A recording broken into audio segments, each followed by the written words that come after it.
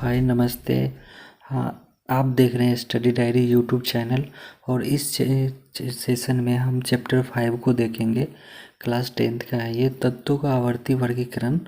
तो इस चैप्टर में हम देखेंगे खास करके जो तत्वों के आवर्ती वर्गीकरण की आवश्यकता क्यों, तत्वों के वर्गीकरण के लाभ, वर्गीकरण के प्रारंभिक प्रयास, धातु और अधातु में वर्गीकरण, संयोजकता के आधार पर वर्गीकरण, डुवेनियर का त्रिक नियम, न्यूलैंड का अष्टक नियम, मेंडलीव का आवर्त नियम, मेंडलीव के आवर्त नियम की विशेषताएं और दोष, आधुनिक आवर्त सारणी मोस्ले वाले देखेंगे, आवर्त सारणी की विशेषताएं और आवर्त की वर्गों की और आवर्तों की विशेषताएं देखेंगे। तो नेक्स्ट स्लाइड देखते हैं। तो इसमें क्या है, आइए हम देखते हैं अब तत्वों के वर्गीकरण क्यों किया गया। तो तत्वों का वर्गीकरण जो था प्रारंभिक में, जब बहुत ही कम तत्व ज्ञात थे तब उनके गुणों का अलग अलग अध्ययन करने में कोई विशेष कठिनाई नहीं होती थी, किंतु जब एक एक करके बहुत से तत्वों का आविष्कार हुआ तो उनके गुणों का अलग अलग अध्ययन करने में कठिनाई महसूस होने लगी। अब तक लगभग 111 तत्वों का आविष्कार हो चुका है, अतः तत्कालीन वैज्ञानिक के समान गुण वाले तत्वों को समूह में बांटने का प्रयास कर दिया ताकि किसी विशेष समूह के किसी एक तत्व के गुणों का अध्ययन करके उसे समूह के अन्य तत्वों के गुणों का पूर्वानुमान किया जा सके। अतः उस क्षेत्र में हुए विभिन्न प्रयास का मूल्यांकन ऐतिहासिक दृष्टि से उचित होगा, इसलिए तत्वों का वर्गीकरण किया गया। और कुछ बुक में 118 तत्वों की भी जानकारी दे रहा है, कुछ बुक में 111 तत्वों का ऐसे दे रहा है जानकारी। तो आइए इस स्लाइड को पहले हम रीड करते हैं अब। तो तत्वों के व्यवस्थित ढंग से पढ़ने के लिए तथा उसके अध्ययन को आसान बनाने हेतु उनको वर्गीकृत किया गया। हम कह सकते हैं कि तत्वों के वर्गीकरण इसलिए किया गया ताकि इसके गुणों का अध्ययन आसानी से किया जा सके। सन 1800 तक केवल 30 तत्वों के बारे में जानकारी थी, अब तक कुल 118 तत्वों की जानकारी है और किसी तत्व में 111 भी दिया हुआ रहता है। तो धातु की संख्या 93 है, जिसमें से अधातु की संख्या 18 है, उपधातु की संख्या 7।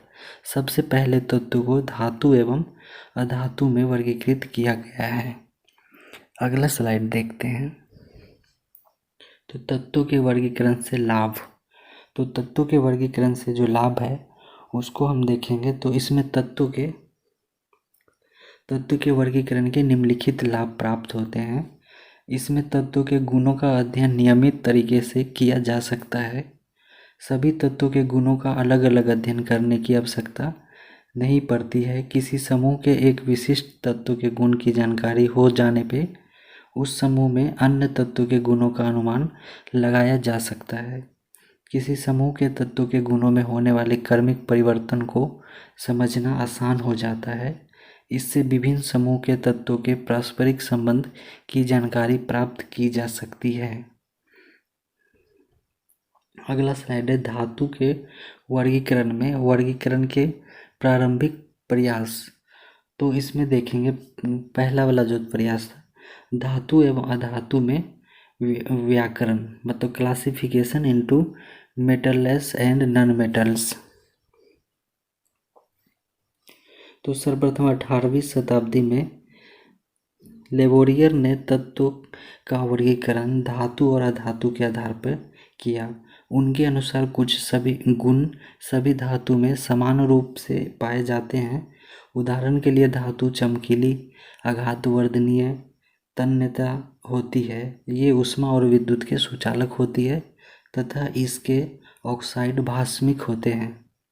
इसी प्रकार अधातु में भी कुछ गुण समान रूप से पाए जाते हैं। उदाहरण के लिए धातु देखने में उदासीन होती है, इनमें आघातवर्धनीयता और तन्यता नहीं होती है, ये ऊष्मा और विद्युत के कुचालक होती है तथा इनके ऑक्साइड अम्लीय होते हैं।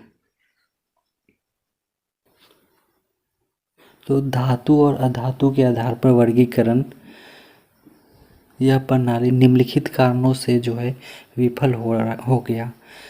तो ऐसा, जिसमें पहला फर्स्ट कारण है, ऐसा वर्गीकरण इतना साधारण है कि इसके आधार पर तत्वों के गुणों का समुचित अध्ययन नहीं किया जा सकता है।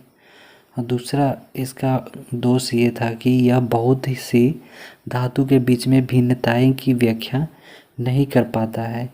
इसी कारण बहुत सी धातुओं के बीच की भिन्नता को भी यह समझने में सक्षम नहीं हो सका। उदाहरण के लिए सोडियम और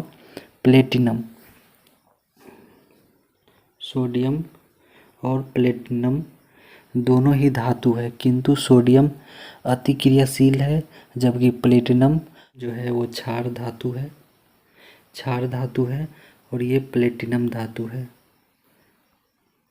ये प्लेटिनम धातु है Pt, और ये क्षार धातु है सोडियम जो है क्षार धातु है जो अतिक्रियाशील है। इसी प्रकार ग्रेफाइट और सल्फर दोनों धातु है, किंतु इन दोनों के गुणों में काफ़ी अंतर है। आइए नेक्स्ट स्लाइड देखते हैं। संयोजकता के आधार पर वर्गीकरण, ये वर्गीकरण नंबर 2 है। तो जब संयोजकता के आधार पर वर्गीकरण किया गया था तो इसमें इसके अनुसार समान संयोजकता वाले तत्वों को एक साथ रखा गया, यथा एक बंधन, द्विबंधन, त्रिबंधन आदि तत्वों को अलग वर्गों में विभाजित किया गया। किंतु इस प्रकार के वर्गीकरण में निम्नलिखित दोष हैं। बहुत से तत्वों की संयोजकता परिवर्तनशील होती है। उदाहरण के लिए कॉपर की संयोजकता 1 और 2 है, आयरन की संयोजकता 2 और 3, टीन की संयोजकता 2 और 4 है।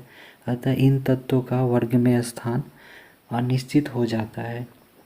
दूसरा है, एक ही संयोजकता वाले तत्वों के गुण एक दूसरे से भिन्न भिन्न हो सकते हैं। उदाहरण के लिए सोडियम और क्लोरीन दोनों की संयोजकता 1 होती है, किंतु इन दोनों के गुण एक दूसरे से नितांत भिन्न होता है। सोडियम एक प्रबल विद्युत धनात्मक धातु है, जबकि क्लोरीन एक प्रबल विद्युत ऋणात्मक धातु है। तो ये भी विफल हो जाता है। तो नेक्स्ट वर्गीकरण देखते हैं। अब नेक्स्ट है डोबिनियर का त्रिक नियम है। तो डोबिनियर का त्रिक नियम है, तो इसमें क्या होता है, डोबिनियर ने त्रिक सन 1817 में, या कोई बुक में लिखा रहता है 19वीं सदी में, तो जर्मन रसायनज्ञ उल्फ गंगा डोबेनाइनर ने समान गुणधर्म वाले तत्वों को समूह में व्यवस्थित करने का प्रयास किया। जब तत्वों को उनके बढ़ते हुए परमाणु भार के अनुसार किया था, भार को 3 तत्वों के समूह प्राप्त होते हैं, जिन्हें त्रिक कहा गया। क्रमवार लगाया जाए, डोबेनाइनर के त्रिक तत्वों को बढ़ते हुए परमाणु भार के क्रम में सजाने पे मध्य तत्व का परमाणु भार अन्य 2 तत्वों के परमाणु भार के मध्य होता है।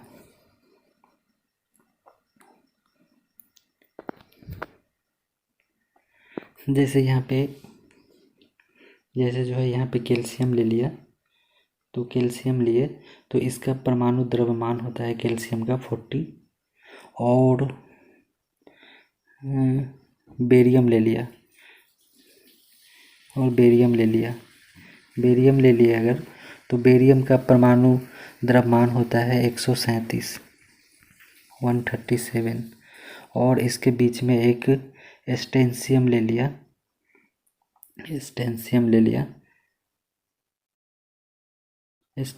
लिया, तो इसका परमाणु भार होता है 87.5। तो इसको ये कैसे हुआ, जैसे 40 और प्लस 137 डिवाइड बाई 2 करेंगे तो बीच वाला आ जाता है 88.5, जो 88.5 आ जाता है, जो स्टेंसियम के लगभग बराबर हो जाता है। तो ये डोवेनियर के त्रिक नियम है। जैसे और देखते हैं इसमें, जैसे अगर लिथियम सोडियम पोटेशियम लेते हैं, तो लिथियम को लेते हैं, लिथियम को तो इसका परमाणु द्रव्यमान होता है 7, और सोडियम को लेते हैं, सोडियम को लेते हैं तो इसका परमाणु भार है 23, और पोटेशियम को लेते हैं तो इसका परमाणु भार है 39। तो अब इसको लिथियम पोटेशियम और के परमाणु द्रव्यमान का औसत निकालेंगे तो 7 और प्लस 39 है। इसमें क्या होता है, डोवेनियर के ट्रिक नियम में क्या होता है कि ये दोनों का परमाणु भार, पहला और दूसरा का परमाणु भार तीसरा के परमाणु भार के लगभग बराबर होता है। ये इसका नियम था। तो 7 और 39/2 करेंगे, इसका एवरेज निकालेंगे तो बीच वाला ये 23 आ जाता है। तो ये नियम है डोवेनियर का त्रिक नियम। आइए नेक्स्ट देखते हैं। जैसे यहाँ भी दिया हुआ है, लिथियम सोडियम एवं पोटेशियम ये तीनों को एक जगह रखा गया था। कैल्शियम स्टेंशियम और बेरियम इसको एक जगह रखा गया था। क्लोरीन ब्रोमीन और आयोडीन इसको एक जगह। डोवेनियर उस समय तक केवल 3 ही त्रिक कर सके थे, और ये जो है डोवेनियर जो है केवल तीन ही तत्व को सजा पाए थे ये त्रिक नियम से। जैसे यहाँ पे सेट दिया हुआ, कैल्शियम 40, स्टेंशियम 87.5, बेरियम 137 है। तो इसका जो कैल्शियम बेरियम के परमाणु द्रव्यमान के औसत निकाला 40, और 137 को दोनों को जोड़कर 2 से डिवाइड करने पे बीच वाला का औसत के बराबर आ जाता है, जो वैल्यू आता है। जैसे लिथियम सोडियम पोटेशियम है तो इसका परमाणु भार 7, इसका 39 है, और जो ये दोनों को जोड़ के 7 और 39 को जोड़ के एवरेज निकालेंगे तो 2 से डिवाइड करेंगे तो बीच वाला आ जाता है। उसी तरह क्लोरीन ब्रोमीन आयोडीन में उसी तरह से होता है। तो स्टेशियम का परमाणु भार जो 87.5 आता है, जो इसको अगर डिवाइड करने पे एग्जैक्ट जो है 88.5 आता है, लेकिन इसके बराबर हो लगभग है, आसपास ही है, इसलिए इसको भी सजा दिए थे ये तीनों। लेकिन ये 3 सेट ही बना पाए थे डोवेराइनर। आगे नेक्स्ट देखते हैं। डोवेराइनर के त्रिक नियम में और ये है, डोवेराइनर त्रिक की असफलता जिस आधार पर JW डोवेराइनर ने त्रिक बनाए थे, उस आधार पर वे 3 ही ट्रिक का पता लगा पाए थे। वे नया तत्व के साथ कोई और ट्रिक नहीं बता सके, इसलिए ये ट्रायल नियम जो था डोवेनियर का वर्गीकरण करने में यह पद्धति सफल नहीं रहा।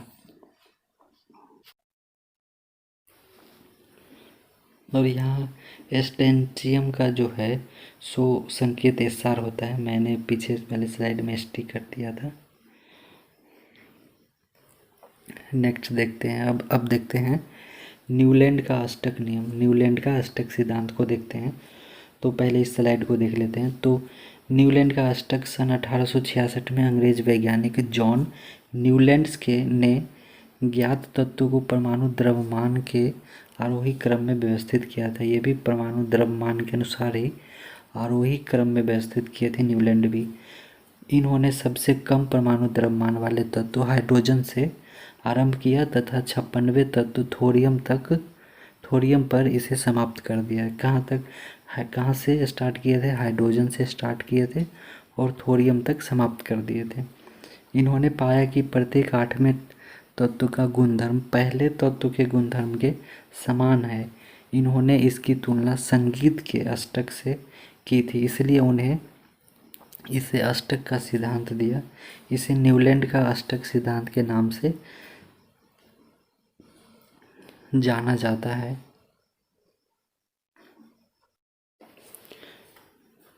तो आइए इसको और आसान भाषा में देखते हैं इसको। तो इसमें क्या होता है, जैसे ये 1866 में ये मतलब ज्ञात हुआ था, तो ये जो सेशन था जो 1865 से लेके 1866 में होता है। तो अंग्रेज रसायन जैसे जॉन न्यूलैंड ने अपने समय तक आविष्कृत तत्वों को उनके परमाणु द्रव्यमान के क्रम में, ये याद रखना है कि परमाणु द्रव्यमान के क्रम में सजाकर एक नियम का प्रतिपादन किया था, जिसे न्यूलैंड का अष्टक नियम कहते हैं। तो इस नियम के अनुसार, जो दूसरे शब्दों में समझेंगे, यदि तत्व के उनके बढ़ते हुए परमाणु भार के क्रम में सजाया जाए तो किसी भी तत्व से प्रारंभ करने पे आठवें तत्व के गुण पहले तत्व के गुणों के समान होते हैं। जो इसमें क्या होता है, जो आठवें तत्व के गुण होते हैं वो पहले तत्व के गुण के समान होते हैं। जैसे कि संगीत का आठवां स्वर पहले स्वर के इसके समान होता है। यदि सोडियम से गिनती प्रारंभ की जाए तो आठवें तत्व पोटेशियम आता है। सोडियम से अगर गिनती प्रारंभ कर दिया जाए या किया जाए तो आठवें तत्व जो है जो पोटेशियम आता है, और इन दोनों तत्वों के गुण समान होते हैं। इसी प्रकार बेरिलियम से गिनती प्रारंभ करने पे आठवां तत्व मैग्नीशियम आता है जिसके गुण बेरिलियम के गुण के समान होता है। यदि सोडियम से गिनती स्टार्ट किया जाए, ये सोडियम से स्टार्ट किया जाए तो आठवां तत्व पोटेशियम आता है, और इन दोनों तत्वों के गुण समान होते हैं। इसी प्रकार बेरियम से स्टार्ट किया जाए तो आठवां तत्व जो है, एलिमेंट जो है वो मैग्नीशियम आता है, जिसके गुण बेरिलियम के गुणों के समान होते हैं। नेक्स्ट स्लाइड देखते हैं। ये है संगीत के सा रे गा मा पा, ये 8 नियम है, इसी नियम पे होता है ये अष्टक नियम। इसको और डिटेल में देखते हैं। तो न्यूलैंड के अष्टक नियम की सीमाएं देखते हैं। तो इसके सीमाएं जो है, अष्टक नियम का यह सिद्धांत केवल कैल्शियम तक ही लागू होता है। जो ये जो है यहाँ पे सिर्फ कैल्शियम तक ही लागू होता है न्यूलैंड का अष्टक नियम। न्यूलैंड ने सोचा 56 तत्वों के अलावा भविष्य में अन्य तत्व नहीं मिल सकेंगे, लेकिन बाद में नए तत्व पाए गए और मिले तत्व के गुणधर्म अष्टक सिद्धांत से नहीं मिलते थे। तीसरा है, न्यूलैंड के अष्टक सिद्धांत केवल हल्के तत्व के लिए ही कठिन प्रकार से लागू हो सका। सारणी में तत्व को समंजित करने के लिए न केवल दो तत्व की एक साथ रख दिया, बल्कि असमान तत्व जिनके गुणों में कोई समानता नहीं थी एक स्थान में रख दिया गया। जैसे इनके सीमाएं जो है, जैसे यहाँ पे कोबाल्ट और निकेल है, तो इसके जो है कोबाल्ट और निकेल में क्या होता है यहाँ आगे समझते हैं।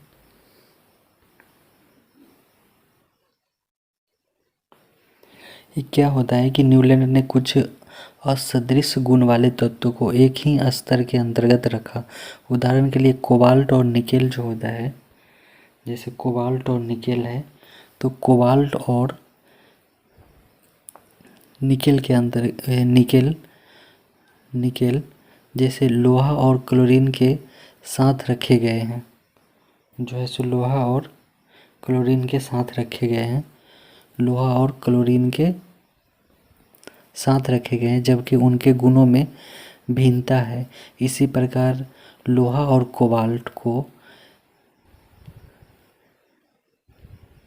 निकेल से दूर रखा गया है। लोहा को जो है कोबाल्ट और निकेल से दूर रखा गया है यदि इनके गुण में समानता है। जैसे यहाँ पे कोबाल्ट और निकेल है जबकि लोहा यहाँ पे है। तो और उसी तरह से जो है फ्लोरीन, जैसे कोबाल्ट और निकेल फ्लोरीन और क्लोरीन के साथ रखे गए। कोबाल्ट और निकेल जो है सो फ्लोरीन और क्लोरीन के साथ ये वाले इसमें रखा गया है। तो ये सब इनके दोष थे। इसमें क्या हुआ है कि जो कुछ असदृश गुण वाले तत्व है ये सब इसके एक ही स्तर के अंतर्गत रख दिए गए हैं। तो ये भिन्नताएं थे। तो और अक्रिय गैस का आविष्कार हो जाने पे नवम तत्व प्रथम तत्व के समान गुण वाले तत्व है, न कि आठवां, और अतः यह नियम अत्यधिक प्रचलित न हो सका और आगे चलकर इस नियम का परित्याग कर दिया गया। फिर भी इतना तो निश्चित रूप से कहा जा सकता है कि न्यूलैंड ने ही बताया कि तत्व के गुण उनके परमाणु द्रव्यमान पर निर्भर करते हैं। और न्यूलैंड ने ही बताया कि तत्वों के गुण आवर्ती पीरियोडिक होते हैं। वर्गीकरण की उपयुक्त प्रणालियों से स्पष्ट होता है कि ये एक निश्चित सीमा तक ही लागू होती है, व्यापक रूप से नहीं। अतः तत्वों के वर्गीकरण की एक स्पष्ट रूपरेखा तैयार करने में वैज्ञानिक आगे भी प्रयास करते रहे। तो ये जो है सो सीमाएँ थे, जैसे सारे गा मा पा दा नी सा ऐसे होता है, फिर अष्ट यहीं पे आ जाता है। तो उसी तरह से ये यहाँ से हाइड्रोजन से स्टार्ट हुआ था और कोबाल्ट तक ही रह जाता है। तो नेक्स्ट देखते हैं। अब आता है मेंडलीव की आवर्त सारणी। तो मेंडलीव की आवर्त सारणी देखते हैं। तो डेमेट्री मेंडलीव की आवर्त सारणी, जो बॉर्न इनका जन्म हुआ था डेमेट्री मेंडलीव 8 फरवरी 1834 को, यहाँ पे इसका जन्म हुआ था रशियन एम्पायर में। 2 फरवरी 1907 को 72 साल की उम्र में इनका निर्धन हो गया था। तो इनका ये पीरियडिक टेबल है, ये है, जिसको बाद में देखते हैं। तो इसकी खोज जो है डेमेट्री ने 1869 में की थी और 1872 में मेंडलीव की आवर्त सारणी जर्मन पत्रिका में छपी जब यह काम शुरू किया था। इन्होंने परमाणु द्रव्यमान के आधार पर पीरियोडिक टेबल बनाया। इसके समय ज्ञात तत्वों की संख्या 63 थी जब इन्होंने काम शुरू किया था। इन्होंने परमाणु द्रव्यमान तथा तत्व के भौतिक और रासायनिक गुण का संबंध स्थापित किया। इन्होंने आवर्त और वर्ग के बारे में बताया। इसके अनुसार आवर्त क्षैतिज कतार होते हैं और वर्ग ऊर्ध्व कतार होते हैं।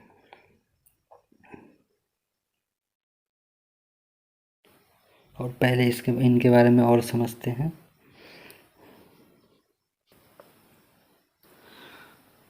और इस सारणी में जो है, जो पहले क्या हुआ था, कॉपर, ये जो है सो कॉपर वर्ग एक में है। कॉपर सिल्वर और गोल्ड, कॉपर सिल्वर और गोल्ड तीनों तत्वों को वर्ग एक और वर्ग 8 में भी रखा गया था। यहाँ भी था कॉपर सिल्वर, यहाँ भी था कॉपर, यहाँ भी था कॉपर सिल्वर और गोल्ड, ये 8 में भी था, रखा गया था। और इसी तरह से और मेंडलीव ने अपने सारणी में कुछ रिक्त स्थान छोड़ दिए थे क्योंकि उनमें किसी भी ज्ञात तत्व का समावेश नहीं हो पाता था, और इस रिक्त स्थान को सारणी में प्रश्न के द्वारा दिखाया गया है। बाद में चलकर एस्केडियम, जिसका संकेत होता है Sc, तो एस्केडियम और गैलियम, जिसका संकेत होता है Ga, और जर्मेनियम जी का आविष्कार होने पर इन्हें उन रिक्त स्थान में रख दिया गया। और उस समय तक उत्कृष्ट गैस, जैसे जो उत्कृष्ट गैस या नोबेल गैस होता है, helium, neon, argon, krypton, xenon, रेडन का आविष्कार नहीं हुआ था। जब इन तत्वों का आविष्कार हुआ तो इन्हें एक अलग स्तंभ में रख दिया गया था। तो ये जो था, और मेंडलीव के आवर्त सारणी के मुख्य विशेषताएं जो थी, जो इसमें क्या था, नंबर 1 में जो होता है वर्ग और उपवर्ग का व्यवस्था था, जो है ना, इसमें वर्ग और उपवर्ग भी दिया गया था, जैसे यहाँ पे दिखाया गया है, ये है वर्ग और उपवर्ग भी दिखाया गया है। तो वर्ग और उपवर्ग भी था, क्या व्यवस्था था इसमें। और जैसे आवर्त सारणी के ऊर्ध्व स्तंभ को वर्ग कहते हैं, और इन्हें रोमन अंक, जैसे रोमन अंक ये हो गया 1 2 3 4 रोमन अंक, इस द्वारा निरूपित किया जाता था क्या। और वर्ग को ए और बी 2 उपवर्ग में बांटा जाता था। वर्ग को जो है यहाँ पे इरेज कर देते हैं, हाँ, वर्ग को जो है जैसे ए और बी 2 उपवर्ग में बांटा गया, और वर्ग 1 से लेके वर्ग 7 तक ए और बी दोनों उपवर्ग एक ही वर्ग के अंतर्गत रखे गए, किंतु वर्ग 8 में 3 तत्वों के 3 क्षैतिज कतारें हैं। तो इस तरह से, और वर्ग 0 में सिर्फ एक ऊर्ध्व स्तंभ है, वर्ग 1 में सिर्फ एक ऊर्ध्व स्तंभ है। तो और जिसमें उत्कृष्ट gas helium, neon, argon, krypton, xenon, radon को रखा गया है। और कुछ ऐसे भी तत्व हैं जो रासायनिक दृष्टि से एक ही परिवार के सदस्य माने जाते हैं, एक ही सदस्य के परिवार माने जाते हैं, जैसे यहाँ दिखाते हैं, जैसे मतलब कुछ ऐसे तत्व जो रासायनिक दृष्टि से एक ही परिवार के सदस्य माने जाते होते हैं। मैं यहाँ पे लिख देता हूँ, जैसे लिथियम से लेकर फ्रांसियम तक, ये फर्स्ट ए वर्ग का होता है जो क्षार धातु कहलाता है। और उसी तरह से यहाँ बेरियम से लेके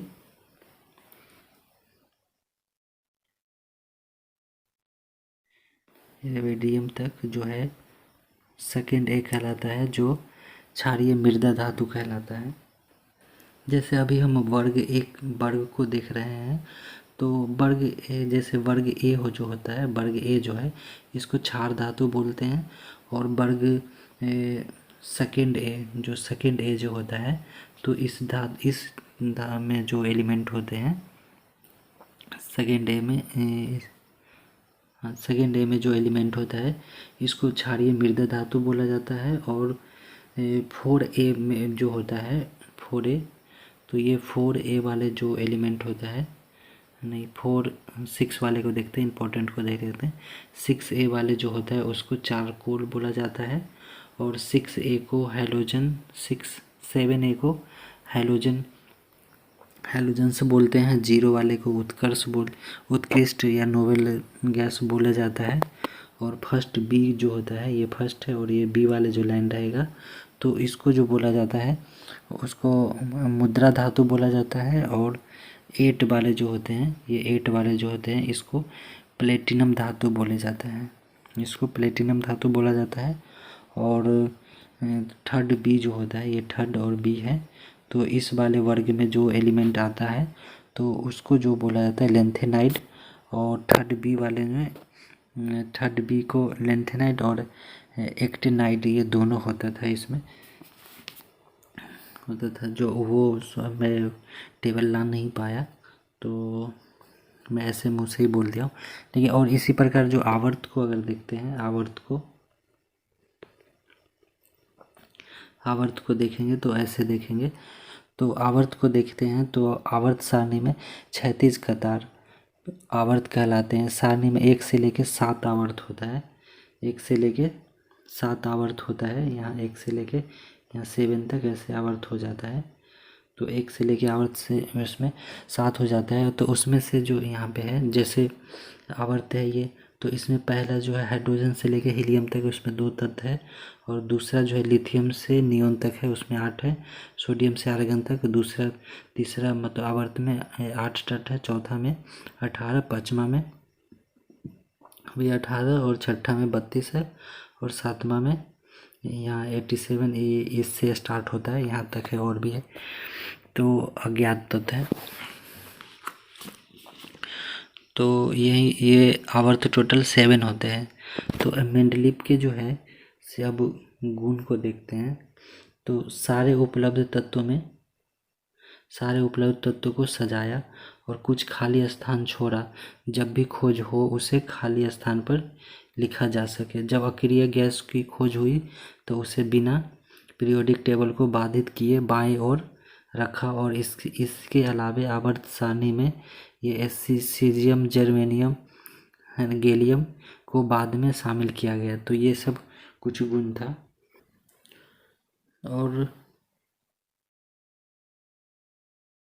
और जो है मेंडलीव की आवर्त सारणी के कुछ उपयोगिता है, जैसे नियमित अध्ययन में सुविधा हुआ। जैसे इस सारणी की सहायता से तत्व और उनके गुणों को अध्ययन करना काफ़ी आसान हो गया। और किसी वर्ग के किसी विशिष्ट तत्व तथा उसके यौगिक के गुणों की जानकारी हो जाने पे इस वर्ग के अन्य तत्वों और उनके यौगिक के गुण को काफ़ी हद तक पूर्वानुमान लगाया जा सकता था। उदाहरण के लिए जैसे वर्ग 1 के सोडियम का अध्ययन कर लेने से ही उस वर्ग के अन्य तत्व के गुणों की जानकारी हो जाती है। इसी प्रकार वर्ग 7A में क्लोरीन का अध्ययन कर लेने से उस वर्ग के अन्य तत्व के गुणों का अंदाज़ा लगाया जा सकता है। और दूसरा जो था नए तत्वों के पूर्वानुमान। मेंडलीव ने अपनी सारणी का निर्माण करते समय कुछ अज्ञात तत्वों के लिए सारणी में कुछ रिक्त स्थान छोड़ दिए गए थे, किंतु उन्हें स्पष्ट रूप से कहा गया कि आगे चलकर इन तत्वों का आविष्कार होने पे इन्हें इन स्थानों में रखा जाएगा। तो उसी तरह से परमाणु द्रव्यमान में सुधार, जैसे मेंडलीव के समय कुछ तत्वों के परमाणु द्रव्यमान गलत निकाले गए थे, किंतु मेंडलीव ने अपनी आवर्त सारणी में उनके अन्य गुणों को ध्यान में रखकर उन्हें उचित स्थान पे रखा और बाद में इसी आवर्त सारणी के आधार पे उन तत्वों को ठीक ठीक परमाणु द्रव्यमान ज्ञात किए। जैसे उदाहरण के लिए बेरियम, इंडियम, जैसे उदाहरण के लिए जो है सो बेरियम, इंडियम, आयन इसको संकेत है, और गोल्ड AU। तो वो यू था। किसी तत्व का परमाणु द्रव्यमान निम्नलिखित सूत्र के द्वारा ज्ञात किया जा सकता है। जैसे परमाणु द्रव्यमान जो होता है तुल्यांकी द्रव्यमान इंटू संयोजकता से उसके परमाणु द्रव्यमान निकाला जा सकता था। जैसे बेरियम का तुल्यांकी द्रव्यमान जो है, जैसे बेरियम के अधिकांश गुण एल्युमिनियम के समान होने के कारण बेरियम को भी एल्युमिनियम की तरह त्रिबंधक माना गया, और इसके अनुसार इसका परमाणु द्रव्यमान जो होता है जैसे 4.5 इंटू 3 जो है 13.5 इतना होता है। अतः आवर्त सारणी में जैसे बेरियम का स्थान कार्बन और नाइट्रोजन के बीच में होना चाहिए, लेकिन इनके बीच कोई रिक्त स्थान नहीं होने के कारण मेंडलीव ने इसके अन्य गुण जो है तो उस पर ध्यान में रखकर इसका स्थान वर्ग सेकेंड A में रखा, और इस आधार पे इसकी संयोजकता 2 हो जाता है। अतः बेरियम का परमाणु द्रव्यमान जो होता है सो ये हो पाता है 4.5 इंटू 2 इक्वल टू 9 हो जाता है, जबकि ये होना चाहिए था। तो बाद में प्रयोग द्वारा भी बेरियम का परमाणु द्रव्यमान 9 ही पाया गया। तो ये सब कुछ उपयोगिता था। अब मेंडलीव के आवर्त सारणी के दोष को देखेंगे आगे। तो आप गुण को देखेंगे या दोष भी इसको बोल सकते हैं। तो इसमें क्या होता है, हाइड्रोजन का स्थान नहीं मिल पाता है, जो हाइड्रोजन अनिश्चित स्थान दिया गया हाइड्रोजन का। इसमें क्या होता है, आवर्त सारणी में हाइड्रोजन का स्थान जो है अनिश्चित है। हाइड्रोजन के कुछ गुण क्षार धातु के सदृश होने के कारण इसे वर्ग फर्स्ट A में क्षार धातुओं जैसे लिथियम, सोडियम, पोटेशियम आदि के साथ रखा गया, किंतु इसके कुछ गुण जो है सो हैलोजन तत्व से भी समानता रखते हैं। अतः इसे वर्ग 7A में हैलोजन तत्व फ्लोरीन, क्लोरीन, ब्रोमीन आदि के साथ भी रखा जा सकता है। तो ये सब हाइड्रोजन के लिए कुछ था। और जैसे समस्थानिक का प्रॉब्लम है, जैसे समस्थानिक का भार अलग अलग होता है जो अलग स्थान मांगता था। जैसे हाइड्रोजन के 3 समस्थानिक है जिसके अलग अलग भार होते हैं, तो वो अलग अलग स्थान मांगता था। तो कुछ जगह पर अधिक द्रव्यमान वाले पहले तथा कम द्रव्यमान वाले बाद में पाया गया। जैसे मेंडलीव आवर्ती सारणी होना चाहिए था। जैसे कोबाल्ट निकेल है, कोबाल्ट का 58.8 है और निकेल का 58.7 है। तो पहले निकेल होता है उसके बाद कोबाल्ट होता। जैसे यहाँ पे देखते हैं, इसमें यहाँ पे है पहले निकेल होता 58.7 है और कोबाल्ट है 58.9 है। तो पहले निकेल होता तब कोबाल्ट होता, लेकिन पहले कोबाल्ट है तब निकेल है। तो ये सब कुछ अब गुण है। तो और मेंडलीव के असमान गुण वाले तत्वों को एक वर्ग में रखा। जैसे मैग्नीज को हैलोजन वर्ग में रखा। तो ये सब अवगुण था। दुष्पराय मृदा तत्व का स्थान, जैसे दुष्पराय मृदा तत्व को 2 श्रेणी है, एक है लेंथेनाइड और एक होता है एक्टिनाइड। तो जिसके परमाणु संख्या 57 से 71 तक के तत्व लेंथेनाइड होता है। तो लेंथेनाइड जो होता है 57 से 71 तत्व होता है एवं परमाणु संख्या 90 से लेके 103 तक के एलिमेंट एक्टिनाइड कहलाते हैं। और लेंथेनाइड आवर्त सारणी के वर्ग 3A में रहता है, वर्ग 3B के अंतर्गत आवर्त 6 के सदस्य, और यदि इन्हें इनके बढ़ते हुए परमाणु द्रव्यमान के क्रम में रखा जाए तो यह असंगत प्रतीत होता है। और संपूर्ण आवर्त सारणी की उपयोगिता समाप्त हो जाती है, इसलिए इन्हें आवर्त सारणी के नीचे एक अलग कतार में रखा गया है। इसी प्रकार एक्टिनाइड्स को भी, जो आवर्त सारणी के वर्ग 3b और आवर्त 7 के सदस्य हैं, आवर्त सारणी के नीचे एक अलग कतार में रखा गया है। तो इस तरह से मेंडलीव के अवगुण था, और नेक्स्ट वीडियो में देखेंगे हम मॉडर्न पीरियोडिक टेबल, आधुनिक आवर्त सारणी देखेंगे। इस वीडियो को यहीं पे अंत करते हैं। अगर आप लोग को अच्छा लगा हो तो चैनल को सब्सक्राइब कर लीजिए, इसी तरह के और वीडियो पाने के लिए शेयर भी कर दीजिए।